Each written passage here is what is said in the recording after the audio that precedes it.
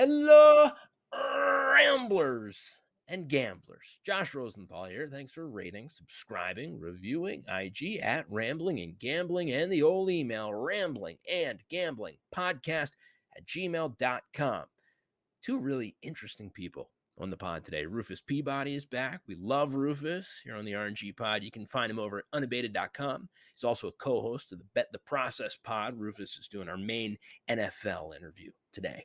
Then Alex Kane is coming on. Alex is the CEO and founder of Sporttrade, which is a sports betting exchange that just launched. So this is kind of like Robinhood, but for sports, not stocks. It's a really cool idea. It's also something I think is going to become more and more prevalent as the gambling world evolves. And so I'm pumped to have Alex on explaining what exactly Sporttrade is. Let's get things started with Rufus.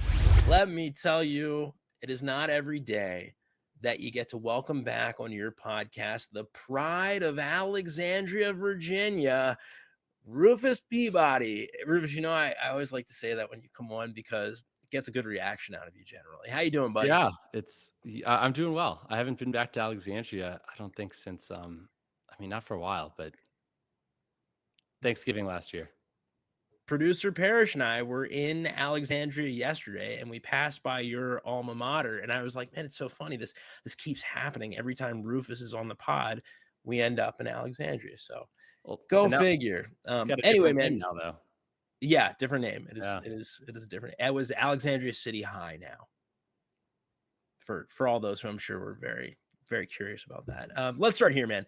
I thought this was interesting. 3 games into this young NFL season, 5 of 8 division leaders, teams that at least have a share of their division lead, aren't actually favored by bookmakers to hold on and win their division when it's all said and done. Those teams include Miami. They just beat the Bills, but the Bills are still pretty heavy favorites in the AFC East. Also, Cleveland, Jacksonville, Denver, and Minnesota all are at worst tied for first, and only the Vikings at plus 155 on FanDuel are shorter than 2-1. Rivers, I feel like maybe there's an opportunity to find some value in there somewhere. Maybe the books are slow to respond to some teams actually being better than anticipated, or maybe it's just noise and the books have it right. You have any thoughts on this one? Well, it's been a really, really interesting start to the season, and the fact that there are what, 2 undefeated teams, I believe? Yeah. And there's, I think, every single team in the NFC East has, or the NFC and the NFC East, has at least 1 win. So there's been a lot of parity. That doesn't necessarily mean that all the teams are is even, and a team like the Giants is actually a 2-1 quality team. So I think that right now you really do need to stick to sort of your priors and update cautiously. I think that 3 games of football definitely tells you something. I mean, we've learned a lot about the Jaguars in that time, but it's still only 3 games of football. And so in terms of finding value on futures, what I do is I use my own ratings and I plug them into the Massey Peabody NFL season simulator. And I haven't done that yet, actually. I just updated my ratings this morning for last week's games. So I'm actually looking forward to doing that and looking for futures value this afternoon after I get off the show with you guys. Funny you mentioned the Jags because that was the one team out of those that I named that I was like, maybe there's some value in there, 2-1. The Colts haven't looked very good, and preseason I kind of like the Jags anyway. So I don't know. That was the one that I was eyeing more than the others. Oh, I mean, Uh, I bet the Jags to win their division before the season began. I also bet a lot of other teams to win their division that are not looking as good, just so you know. But the what Jags, like, I think it was like 28-1 maybe? So it was a pretty juicy price. to win their division? Maybe I'm misremembering. It was a very high price, though. Yeah, that's a lot better than 2-1. All right, let's talk a little week 3.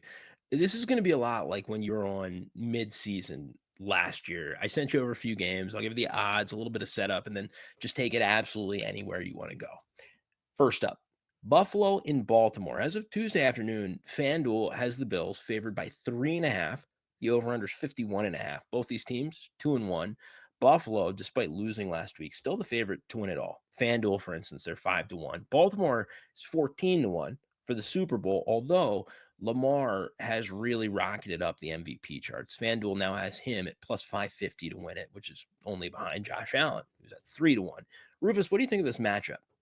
I mean, I think it's a matchup of 2 AFC Titans. The Bills are clearly the best team in the NFL, despite all the injuries. And right now, that's basically what is a big hindrance for them right now. Just a lot of injuries, but they've been above average in every facet of the game so far this season. Baltimore, on the other hand, has been very, very good on offense, but has struggled a little bit on defense. I think what's interesting to me here is Buffalo coming off of that really, really intense, exhausting, um, epic game against Miami where they ran 90 offensive plays in the heat, where at the end of the game, it looked like, if the game went a few more plays, nobody would be able to line up to snap the ball. So I think that, and I guess we'll eventually we'll get to the Thursday night game where that might have an impact on Miami too. But I certainly think that could have an impact a little bit. And I don't know if the market's pricing that in exactly, but my numbers, my team ratings, which this is not incorporating all the injuries to the Bills players, but I make Buffalo a 2.5 point favorite. So I would have to say, especially with the angles you could, I guess, argue for in terms of, the injuries and then the Bills coming off of that epic game on Sunday, that Baltimore is an even stronger play. I like that a lot. And actually, I am going to bring up the Thursday night game here in a little bit. So hang tight. We're right there, man. I'm right there with you. I think you've probably seen this stat talking about the Bills. Since the start of last season, they're 0-6 in games decided by 8 points or less. The only other winless team over that span in one-score games is the Texans. Should bettors be concerned about the Bills' ability to win in close games, in particular as we get later in the season, or is that just a small sample size type of deal? No, not at all. I would not be concerned in the slightest. There's been research showing that teams' records in one score games from year to year, has no real predictive value. So if a team was bad one year, they're not necessarily going to be bad the subsequent year. So it really just is which way the ball bounces, largely. And so I think if anything, that says that Buffalo is actually a stronger team than the record has indicated the last year plus. Next game, KC, another road favorite, now given 1.5 points in Tampa. As recently as this morning, it was 2.5 points, but now it's 1.5, at least on FanDuel. Over under 45.5. Both these squads coming off their first losses of the season. Rufus, what do you think? So this is a game where I feel like my number on Tampa Bay is going to be a little bit off, just given how banged up they are on offense. I believe they're getting Mike Evans back from Yeah, suspension, from but suspension. Yeah. which is nice because they really have nobody at wide receiver right now.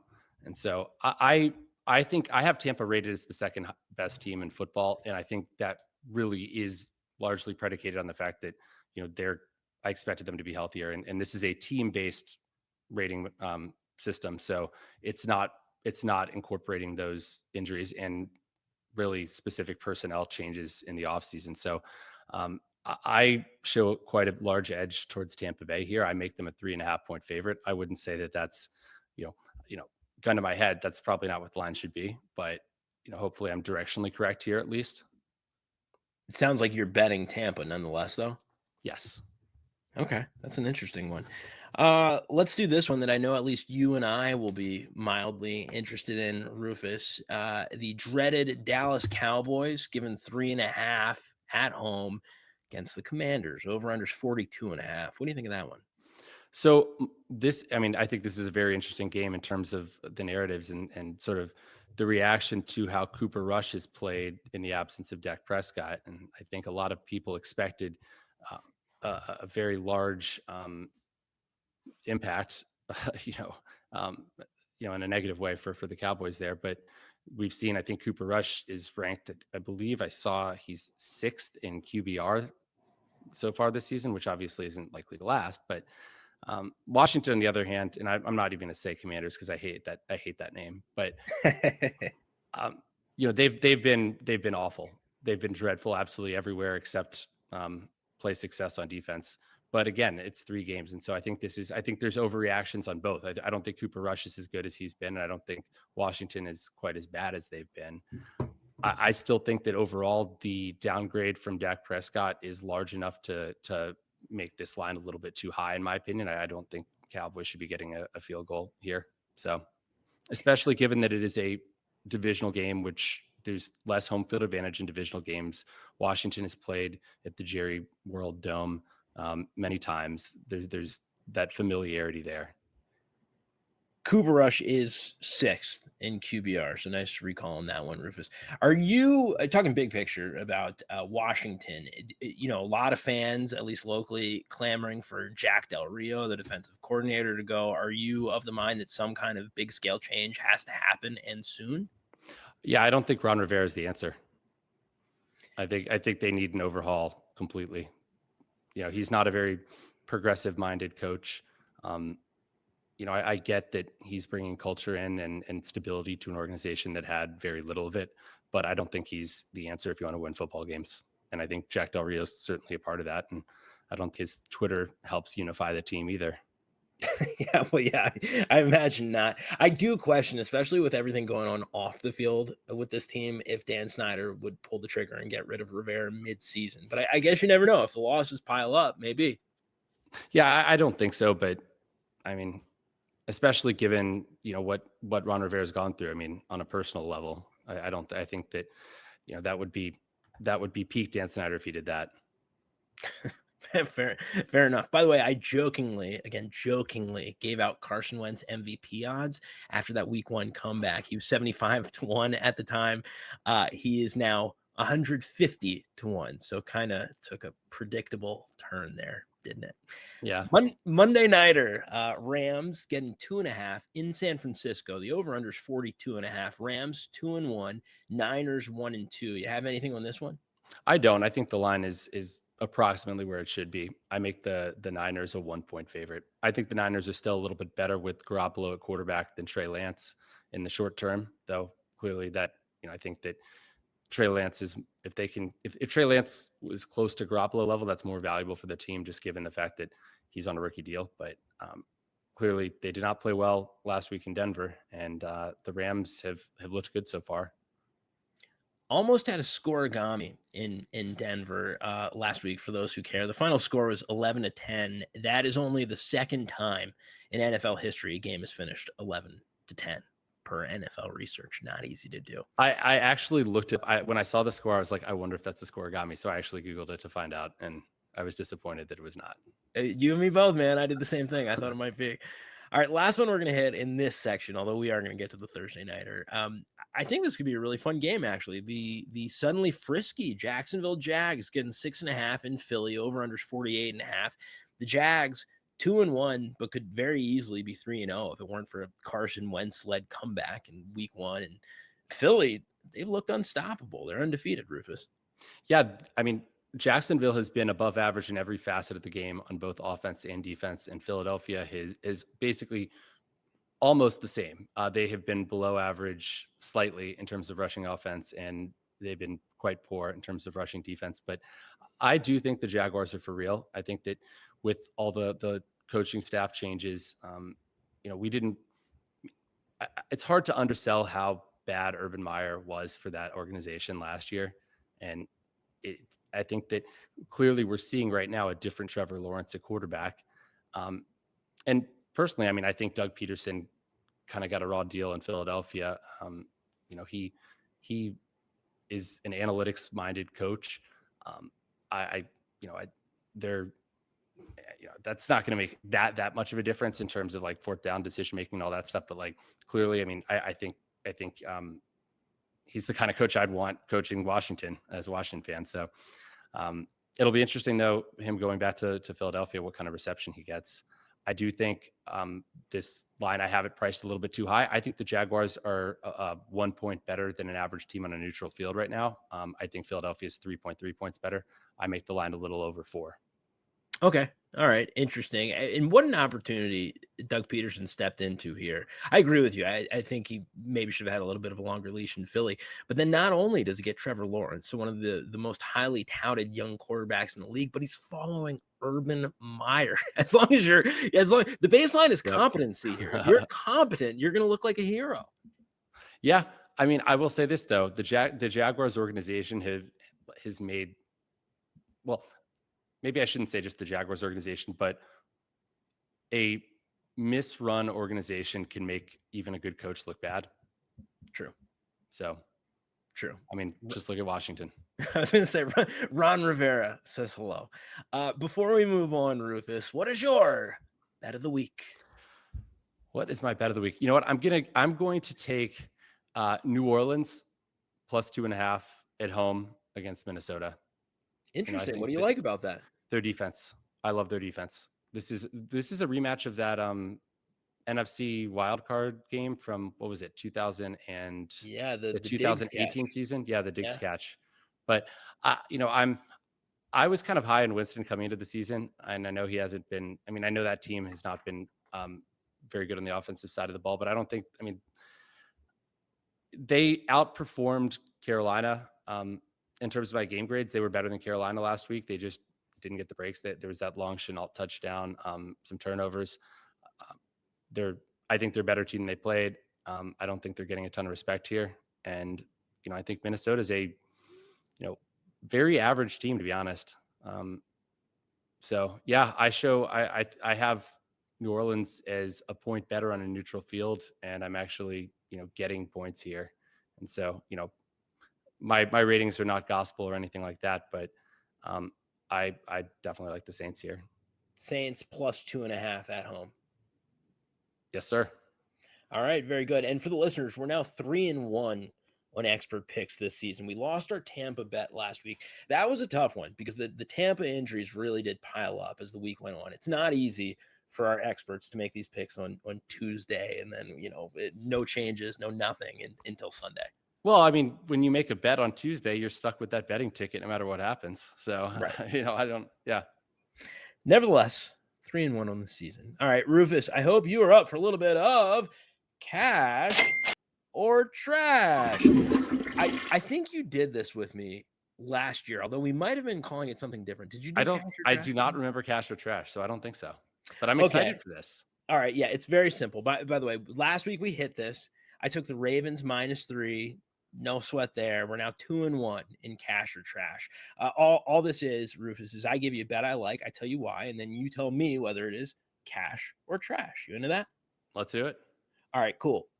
This week, I'm going with the Bengals in Cincinnati taking on the undefeated Miami Dolphins. This is a Thursday nighter. I bet it's Sunday night. I have the Bengals -3. It's a -110 bet. Now, listeners may say, why are you doing that, Josh? You already got burned taking the Bengals a couple of weeks ago. And didn't you see Miami beat the Bills? These guys are unstoppable. They've got Tyreek Hill. They've got Jalen Waddle. They are just too fast to be contained. Well, here's why I'm doing it. And Rufus, brace yourself for a very qualitative analysis here. The Dolphins just beat the Bills in the extreme Miami heat. Rufus mentioned this earlier. Guys were getting hooked up to IVs mid-game. Afterwards, Josh Allen was quoted as saying, breathing was tough sometimes. Also, this is huge. Like Rufus said, the Dolphins defense was on the field for 40 minutes. Buffalo ran damn near 90 plays. That means they're out there for what's typically like a game and a half, and it's in extreme heat. So what's the Dolphins' reward for pulling out a major win in really rough conditions?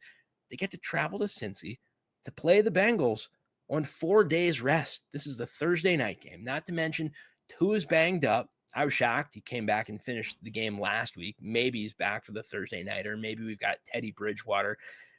Either way, I really like the Bengals here. Yes, since he's got issues, they've only beaten the Jets. They have lost to both the Cowboys and the Steelers. I just don't think they're going to get Miami's best effort here. So I am taking Cincy -3. Rufus, please give me your answer and then a quick pause before your explanation so that we can edit in a cheesy sound effect. Is this one cash or trash? I'm going to say cash. Yes. All right. How come? But only because then I would go and take Miami +4 afterwards. Okay. Can you elaborate? Because this is instructive. Why would you do that? Oh, well, so given where the market is right now, the market is 4 at a lot of places. I have enough respect for the market and, relative to like my numbers. And as a bettor, you kind of have to have a lot of respect for a big time market like the NFL market. And so just the fact that you're getting such a good price, -3, which isn't really out there. I would say, of course, it's I would love that bet right now. My numbers, I don't know how to quantify the coming off of the Heat game. I don't even know what to call it. Except, you said the defense is going to be tired, but the offense, they didn't get on the field that much. So the Miami offense could be well rested. True. But, if it's Bridgewater instead of Tua, that's clearly a downgrade. But this is a game where, I mean, I again, as I said, I don't know how to quantify it. So you're getting a good price though. So Okay. So yeah. this is a partial cash. Essentially, you would take Bengals -3, which is what I have because I played this bet Sunday night. However, if you weren't going to get them at -3, you would prefer to take Miami Right. +4. My numbers make the game a pick. I've been low on the Gotcha. Bengals going into the season and gotten lower on them still. I have them as zero 0.4 points better than an average team. I have Miami full 2 points better than that. So, but again, Okay. I don't know how to quantify the fatigue. So We're gonna find out, man. And you did make a good point about the offense. I don't know. I think that defense is gonna be gassed, but fingers crossed. We'll see. All right, let me hit you with a few random ones before I let you go, Rufus. This is more of a comment than a question. I really enjoyed listening to that Gamblers podcast. So, for anybody who doesn't know, this is a podcast. It's a series done by David Hill via The Ringer. And they're doing, I believe it's going to be 2 episodes just on Rufus. And to my knowledge, at least all I've heard to this point is part 1 of it. It is really good. It gets into who Rufus is and how he became such a big deal in the gambling community. And it opens with this amazing scene where Rufus is in a bank vault in Nevada and everybody there knows Rufus by name. And out of a safety deposit box, he pulls out like $170K in cash. And then you go to like the Westgate. This is a week before the Super Bowl, a little week and change. So this is when the props are coming out and he's just getting down everything he can with his partners. By the end of it, including other stops, you've got well over 7 figures down. And it's just a really, really well executed pod. What did you think of part 1, Rufus? And also, are you happy that you agreed to do this? I thought part 1 was fantastic. David Hill is so talented at this, and he has a lot of tape. Like, he followed me around for 2 different weekends. I think he's basically spent like 5 days with me, and so he got to see the good, the bad, and the ugly. And I was a little bit nervous. I didn't know how exactly it would turn out because he certainly got the unfiltered me. But I loved the scenes, the live scenes that he shot, where you know me and my partners, me and my brother. And so I'm looking forward to the episode that drops tomorrow, which is going to actually include, I think, a lot of footage from game day. So I think this is all leading up to something, which is, the Super Bowl, the Super Bowl, the Super Bowl of props betting as well. I'm really excited about it. This is, sometimes listeners and I ask like questions just because I'm a journalism nerd. There's a scene in episode 1 where you're like gathered at like a Vegas bar with a bunch of other, known gamblers, big time gamblers. Did This is the he have to Westgate. like? It was at the Westgate. Okay, Yeah, this is after the right after props that. came out. Yeah. Did he have to be like, "Hey, everybody, I'm recording"? Is there some agreement on what he could put on his pod or not? Normally, gamblers are not the most open individuals in the world, so I wanted to know the behind the scenes story there. I believe I don't think I ever signed anything actually, Or just was he just but like, "Hey, just I want to let everybody know we're recording here." I think he only used audio from you during that. he asked, I think everybody whose audio he used, he asked. Like Patrick Everson, for example, made a little cameo on it Yeah. with the Superbook. Zach White, played a bigger role. My brother. Yeah. Okay. Okay. Well, really well done. Again, that's called Gamblers, and it's a whole series. But I really, really recommend people check out the Rufus episode and the one that drops And all tomorrow. the other episodes. I mean, Yeah, the one on drag racing down in Orlando was fascinating to me. I haven't listened to those yet. I listened because I know you, but I'm gonna go back and listen to it because David Hill did a really, really, really great job. I can't recommend it highly enough. My personal favorites from season 1 are the Gina Fiore, the Belle of the Blackjack Ball, and the Phil Galfond, the poker. Okay, One. I really enjoyed those ones especially, but I'm gonna they're check them all out. really good. Yeah, I'm sold. Big recommendation for me. In just a sec here, I'm going to tee you up to plug absolutely anything you want. But I was hoping that you could go a little bit more in depth on some of the new stuff that you guys have up at unabated.com. Unabated, most of the stuff is not free. However, I do think that a lot of what you guys offer could be really good for a lot of our listeners, many of whom are trying to become better at gambling. And that's something that I think you and Captain Jack really specialize in. Tell us a little bit more about what you have going over there right now, some of these new tools. First of all, we also have a 7-day free trial. So you can try out all of our premium products. If you don't like it, cancel at any time. So what we have, I'm really, really excited about this NFL props odds screen that we have. And it's not just an odds screen. You can compare odds at, all these US books, but you can also see the value of the points. Like, do you know if, is it good? Is it a profitable middle to bet this wide receiver over 60.5 yards at one book -110 and under 68.5 -120 at another book? And so we have actually a prop simulator. We allow you to upload your own projections, or you can use one of the systems that we're integrated with. And so you can actually simulate these props and actually get see what the expected value is of, based on the simulations at all these different books. So it is extremely easy to use and intuitive, and nothing like it really exists out there. So it not only tells you the odds, but tells you how to find a good bet. How close is this to the tools that you were already using and building for yourself? Because, for instance, in the Gamblers podcast, they do a great Mhm. job of explaining how you've always just built models for everything, for all of your bets. It's one of the ways that you've been extremely successful doing what you do. How close is the stuff that you guys are offering on Unabated to that? These simulations are based on the same data science I use for my Super Bowl props, It's really cool. period. So, Were yeah. you ever like, I don't know if I should put this out there?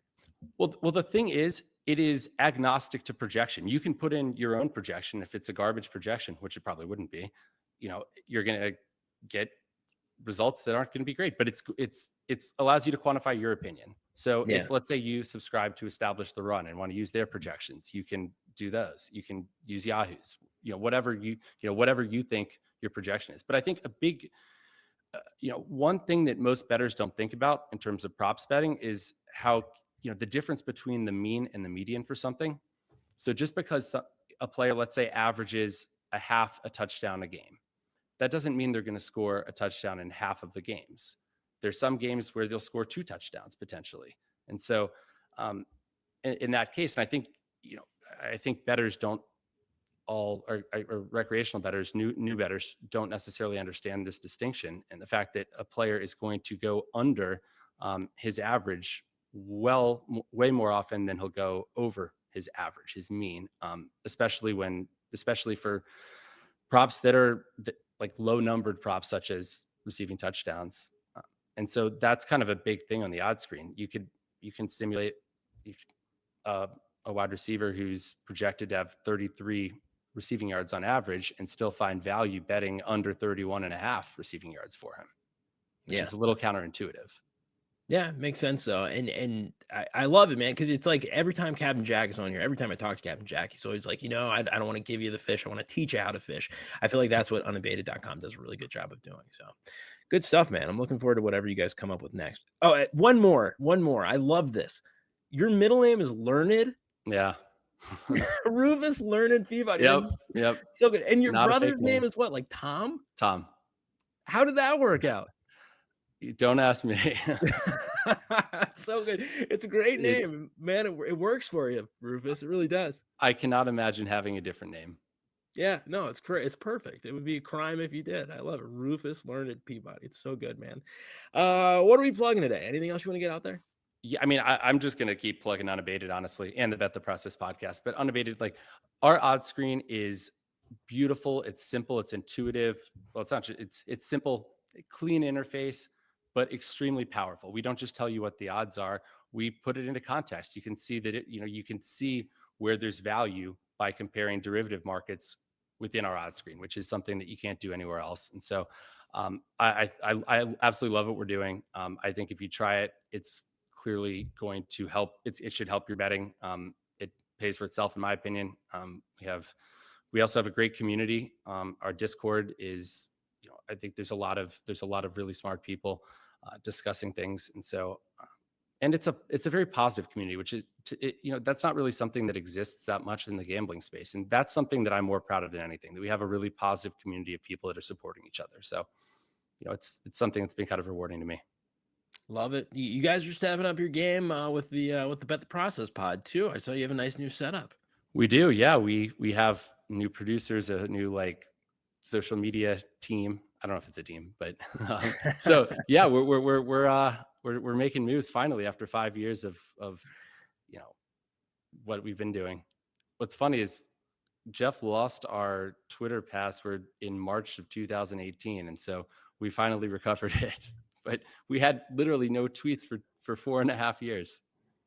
That's hysterical, in particular because, in case anybody doesn't know, the Jeff that Rufus is referencing here is Jeff Ma, who is like a big wig at Microsoft. Well, and the funny thing is, at the time he lost his password, he worked at Twitter. That's hysterical. Yes. Why he couldn't get it back? Jeff Ma couldn't get his password back? I think it was laziness. Okay. Okay. Very good. It Wow. was. What a way to end this one. I tell you, you are one of my absolute favorite guests, Rufus, and I appreciate you always being willing to come on back, man. Rufus Peabody, unabated.com, co-host of Bet the Process, all around good dude. Appreciate you as always. Thanks for coming on. Thanks for having me, Josh. I really enjoy it. Joining me now, a guy at the forefront of one of the most interesting concepts going in the gambling world right now, in my opinion, something I think we're going to hear a lot more about down the road. Alex Kane, CEO and founder of Sporttrade. Thanks for coming on, Alex. Thanks so much for having me, Josh. I don't know if you watched The Office, but there's an episode where Michael Scott is looking at the office's budget. You probably know what I'm talking about here. He turns to Oscar, who's a finance guy, and he's like, why don't you explain this to me like I'm 8? And Oscar explains it, and then Michael says, why don't you explain it to me like I'm 5? So let's start there. What is Sporttrade? And please explain it to me like I'm 5. Yes. So your parents give you $10 for a lemonade stand. So you go out and I could literally recite that whole scene. That is a brilliant scene. So what is Sporttrade in simplest sense? Sporttrade is stock trading meets sports betting. And forget American odds, forget all the things that are complicated about sports betting. If you're someone in the audience that kind of hears all these sports betting ads on TV and you hear parlay and same game parlay and -3.5 and -250, literally throw that all out. What Sporttrade is a trading app that allows you, the customer, to trade on sports outcomes like you trade in the stock market. And the prices we use are the probabilities. So take the Eagles this week. They're playing Carolina Panthers, I think. Market thinks they have about a 60% chance of winning, 70% chance of winning. That means the price for the Eagles is 70. And the entire idea behind Sporttrade is it's a trading app. It allows you to buy in at a certain price, say $70 for Eagles to win. And as the probabilities change during the game, so does the price. So you buy in the Eagles to win at 70. They go down the field and they score a touchdown. Now the market thinks they have a 90% chance of winning, and you sell out. So it's this buy-sell marketplace that allows you to trade on the probability of anything to occur. No more American odds, price equals probability.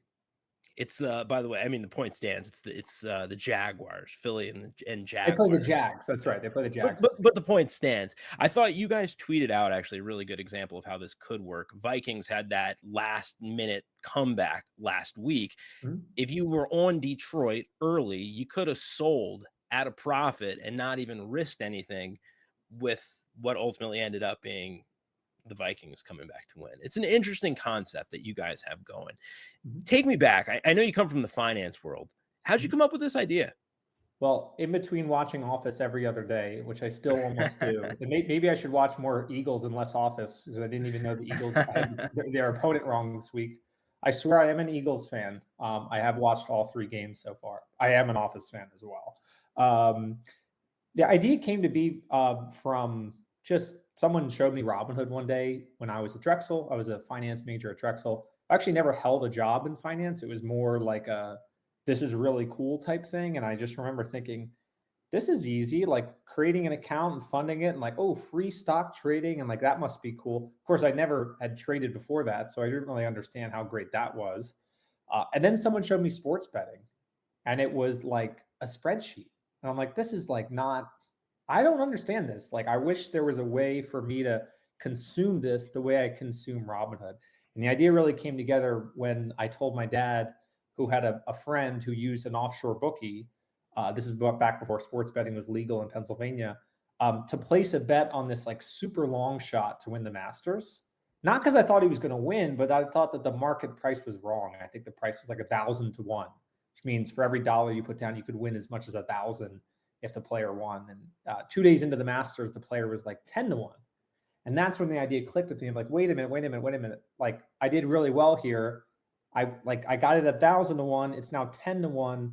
I want to create a marketplace that allows you to basically capitalize on that value in a way that you do in capital markets, which is buy something at some price or at some probability, in that example, about 0.1%, and sell it at a different probability, in that example, 10%. I would have 100x'd my money based on that movement. And that was the kind of idea behind Sporttrade. You guys launched in New Jersey only about 2 weeks ago. How have things gone so far? Things are going really well. We are seeing customers trade during the game. That is like the most important metric for us, is not just customers coming to Sporttrade because we have the best price, which we do. We have very tight prices. And the reason we have tight prices is Sporttrade is an exchange. An exchange means that you can enter your own price, and that competition creates great odds. But more important than that, customers are coming in, placing their pregame bets, but then selling out as the game plays out, and then actually buying the other side in some circumstances. And that's the critical thing behind Sporttrade. We don't make money when customers lose. Think of us like NASDAQ. We only take a commission when you win. We take a commission on each transaction. So it's been really cool to see customers come in, and it's not just who's going to win the game. Take the Monday Night Football game last night. We saw more volume on total points over 39.5 than we did on Giants to beat the Dallas Cowboys. So Sporttrade allows you to trade not just who's going to win the game, but who's going to win the game plus or minus the spread. How many total points are going to be scored soon? Who's going to win the Super Bowl? So it's been going really well so far, and customers have really taken to this totally new activity, which is trading sports. So every time I'm watching the game and there's a huge swing, I come back to the portal and I see a lot more trades. And that's what we like. We like when games are volatile. As you mentioned, Josh, when there's ups and downs, customers are buying low and selling high. What's the commission that you take from the wins? So we take a 2% commission on your profits, only if you're profitable. So if you take an example, we had a customer a couple of weeks ago, if you remember, the Atlanta Falcons were losing pretty bad, I think, to the LA Rams. And we had a customer buy the Falcons to win in the fourth quarter at 50 cents. 50 cents, price equals probability equals 0.5%, less than 1%. Well, as we know how the game played out, Atlanta made a crazy comeback and actually had a chance of winning the game. And that same customer sold out when the price hit about $10.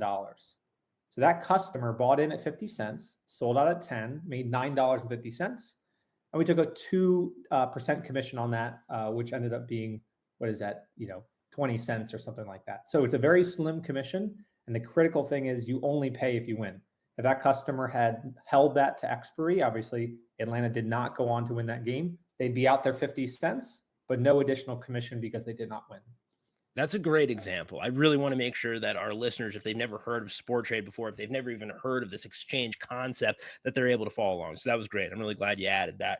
I'm curious, as you look to grow as a company, and I imagine expand into other markets, what do you see as your biggest challenge going forward? Well, I think there's a couple of things. I think obviously getting onboarding right, and there's a lot of customers that come to our platform that ask, where are I want to deposit via PayPal. I prefer doing my debit card versus linking my online bank. And I think, we're working to address those things. I think bigger picture, it's if I'm able to sit in a room with somebody and explain to them how this works, we've seen that works really well, because the easiest way to explain Sporttrade is to put the phone in someone's hand with a funded account and just say, just buy one of anything. Literally just, you want to buy the Eagles and they're trading 30, just buy one. And they buy one at 30, and they watch the Eagles get a first down, and the price goes from 30 to 35. And then they watch the Jalen Hurts get sacked, and the price goes from 35 back to 30. And they go, I got it. So I think the biggest challenge for us is education and how to bring enough customers in a scalable way to have them experience that magic of like, oh my gosh, this is so cool. I bought the Eagles at 30. They scored a touchdown. They went to 50, and I sold them. I actually took that money and I put it in on the other side, and I went ahead and bought the Jags.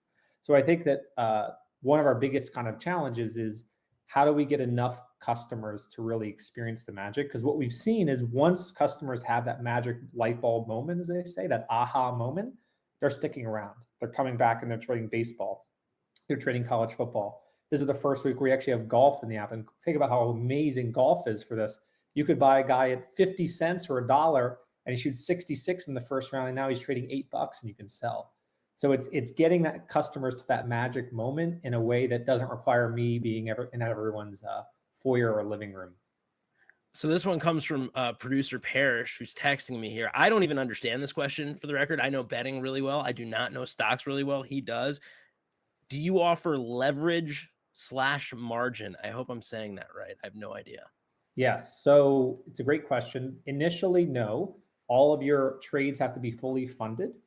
We do allow, and this is a bit more, for the more advanced customer, but we are soon rolling out things like divisional races. So take the NFC East, for example. I would say that the Eagles probably have, and I know I'm an Eagles fan, despite not knowing who they're playing in week 4.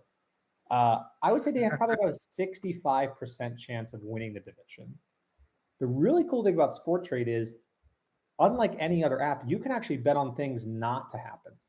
So you could say, you know what, I don't want to bet 65 to win 35 that the Eagles win. I want to bet 35 to win 65 that they don't win. And so while we don't have margin directly, if you're a customer that likes to bet on, you're a doomsday type person, you would like to bet on the nose, as you bet on nose that are correlated, your account balance will go up. So we do have some of that cross margining based on the fact that, like, oh, this person, thought the Eagles weren't going to win and the Cowboys weren't going to win the NFC East. Well, at most, only one of those teams can win. So we have to credit back one of those bets as a win already, and it would actually increment your balance. It's a way more advanced type feature, but we do have margining for those sort of edge cases. But bigger picture, that is another huge benefit. I mean, think about Phil Mickelson in the 2021 PGA Championship. He was trading $50 or would have been trading about $50, so 50% to win on that Sunday. Think about how many people would say, you know what, this guy's over 50 years old, hasn't made a cut this year. I want to bet no on Phil Mickelson. Well, Sporttrade would have been the only platform to allow you to do that. So it's not just that you can trade. It's not just that the prices are better. It's not just that this is a totally different activity. It's that you can actually do stuff on Sporttrade that you can't do anywhere else. And shorting a player, betting on no is yet another example of that. How big of a concern is liquidity? Because you guys are essentially, you need market makers for that, correct? Yes. So market maker, liquidity is the make or break of any exchange. Imagine going on Uber and waiting for 40 minutes for a driver.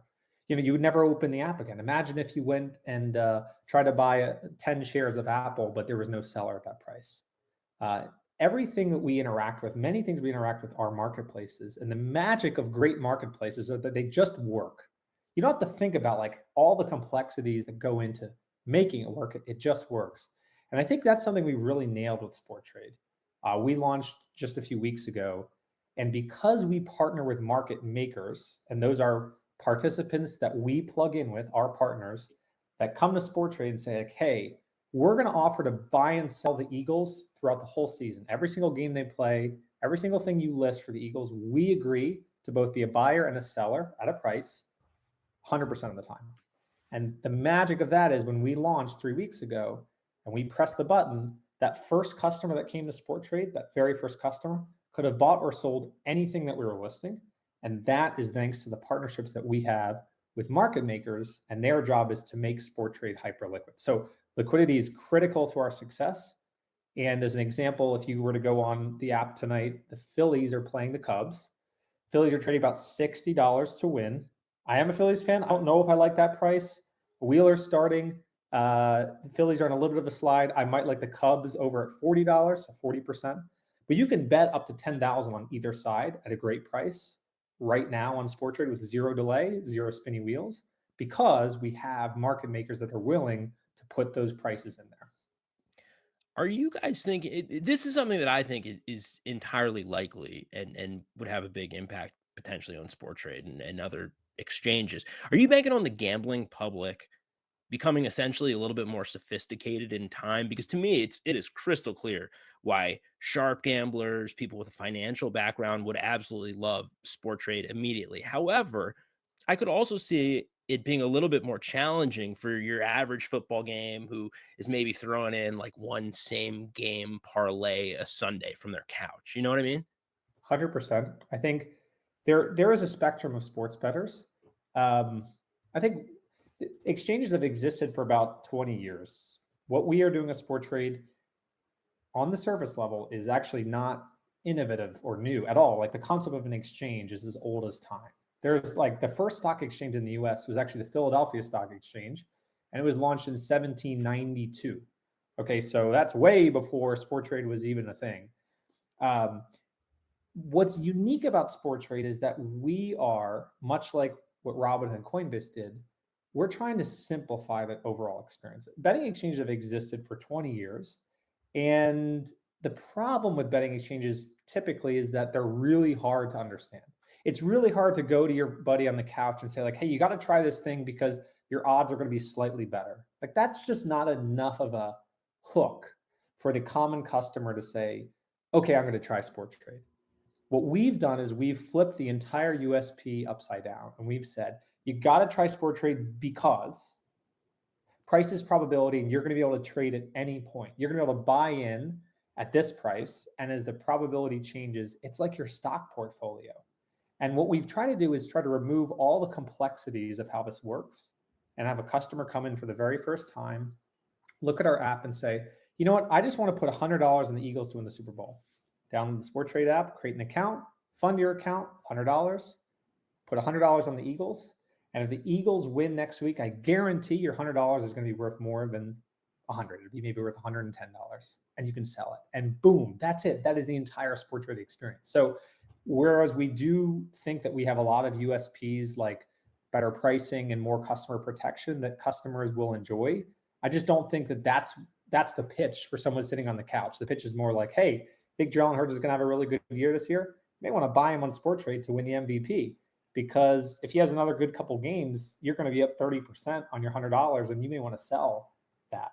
And I think that Robinhood has done such a good job of socializing and democratizing trading to the point where a lot of people now understand it. And all Sporttrade is trying to do is kind of borrow some of those techniques and theories to make Sporttrade and sport trading as approachable as getting on Robinhood and YOLOing into the next meme stock. You guys currently offer some major sports, but I believe are looking to expand your offerings in time. Is that right? Yep. We've had a lot of customers ask about UFC. We've had a lot of customers ask about futures. We've had customers ask about the World Cup, soccer, tennis, golf. We have golf for the very first time this week. What we wanted to do initially, player props is another example. We wanted to start with a hyper liquid experience and really educate customers on how this works. And if someone understands that I can buy the Eagles at, let's say, $70, 70%, I put in my $100 and it goes up because the probability of them increases and I can sell that for $120. That's a really easy next step to take them and say like, well, Jalen Hurts over 2.5 touchdowns is trading $50. Maybe you want to put $100 in on that. And if he throws a touchdown early in the first quarter, that could be worth $175. You might want to sell that. So idea is to start with the core few liquid markets, then add futures, golf, player props, and over time offer a lot of what you can bet on other sports books, with the key difference being there's always going to be a price. There's always going to be a value. One of the coolest things about Sporttrade is you come on a Sunday, you deposit, let's say $1,000, and you put $100 into 10 different bets. You come back an hour later, yes, your account balance reads zero, but just like in stock trading, your $1,000 is worth a different amount now because your 10 $100 positions, one could be up 60%, one could be down 80%, another one could be up 250%, and now your $1,000 is worth $1,400. And you may say like, you know what, I want to sell out of everything right now, take my $1,400, take a deep breath, and figure out what I want to do with the 4 o'clock games. That is, I think, something that a lot of customers will love. And nowhere in that pitch is we're an exchange. Nowhere in that pitch is we have better pricing. It's just like, this is an experience that you may already understand from trading everything else, investing on Robinhood or Coinbase or Webull or FTX. And you get to do it for something like you can actually see that touchdown that moves you up 20%. Like, oh, I see the touchdown. Oh, my $100 is worth 120. Sell. And that's kind of what we're trying to create with Sporttrade. Yeah, it makes a ton of sense. And right now, those markets, real quick, it's NFL, MLB. What else do you have in there? NBA, WNBA, did I see? WNBA, NBA, college football, college basketball, and golf. and we're going to be adding soccer and futures. And then next year, we're going to be adding player props. And I think player props will be really fun. I mean, think about that. Like Jalen Hurts over 285.5 passing yards, and that thing's going to trade and move every single play. Well, so I absolutely love all of this. And that brings me to my next question. What's the timeline looking like for expansion? I read that I think Colorado is next. Is that right? And when are you coming a little further south of you? I'm in Maryland. So Maryland's interesting because we've seemed to turn a corner here. And the governor of Maryland has been upset with the timeline of the rollout of mobile sports betting. And there's a world where it could be implemented by the end of this year or at least by the Super Bowl. For us, Maryland is definitely a state we're going to be expanding to. For us, it's a very primitive product right now. It's just on iOS. We don't yet have Android. We don't yet have web. We don't yet have a lot of deposit options. We don't yet have futures and player props and these things. We will. And the idea is to really improve the product and get something out there that customers really love, and then be able to move into other states a little bit quicker, as opposed to grow into other states too quick before we really have that product market fit. So what I can say is maybe not Sporttrade specifically, but the concept of trading sports, the concept of like what we're coming up with is going to exist in every state that has illegal sports betting at some point. It's not going to be tomorrow. It's not going to be overnight. But I will say Maryland is definitely a state that Sporttrade will be expanding to at some point. In terms of timeline, I think it'll be next year at some point that we're in Colorado. And again, it's like, we want to nail this experience. We're already getting a lot of feedback from customers. They want game state data in the app. That's coming by the end of the year. Customers have asked us about charting. So you could go to your friends and be like, look, I bought, the Eagles to win the Super Bowl at 5 and they're at 12. And they would see the chart that shows you that you're up, 140% or whatever. So we want to listen to those customers and get to an amazing product. And then from there, grow our customer base.